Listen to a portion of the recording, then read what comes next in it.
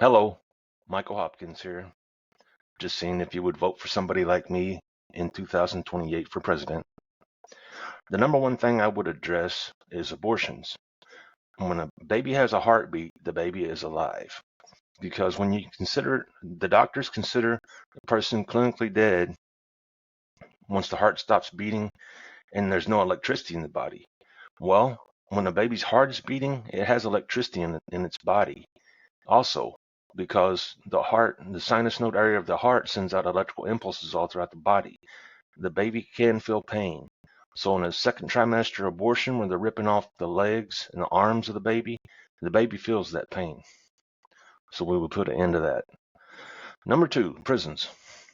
Prisons in America, according to Microsoft Copilot, charge anywhere from $35,000 to $300,000 per person in prison. Massachusetts is the one that charges $300,000. There isn't no other ones that I know of that charge that much. But anyway, the average person makes around $30,000 to $40,000 a year. So just imagine charging, $100,000 like in California, $100,000 to house one person in prison. When you yourself don't even make $30,000 to $40,000, and that's to provide for your house, your car insurance, electric, water, trash, sewer, um, gas, car insurance, house insurance. And see, they say they have to have over $100,000 in California. That's outrageous. They're making huge profits off of housing people in prisons. So if you're up for parole and you wonder why you don't get off parole, they won't let you go. It's not because you haven't been good. It's because they're making too much money off of you. Now let's go to tax rates. Corporate tax. Corporate tax is at 32% for the big corporations that make billions of dollars. If you lowered the tax from 32% down to 10%, that would leave them with 22%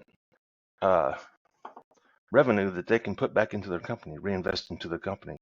And they would reinvest back into their company. Why? Because that's how they built their company up as far as they have anyway, reinvesting their money. If they have more money, they're going to reinvest more. And by having more money, they can create more jobs. And more jobs leads to number 4. By having more jobs, it reduces the homeless rate. So the tax rates and the homeless would work together. Let's go to, well, hold on a second. On tax rates, actually the government would have more revenue coming in this way at a 10% rate for, for income tax and corporate rate than what they would like they are right now. Because when you create more jobs, it means more tax revenue from the workers, and your economy just grows.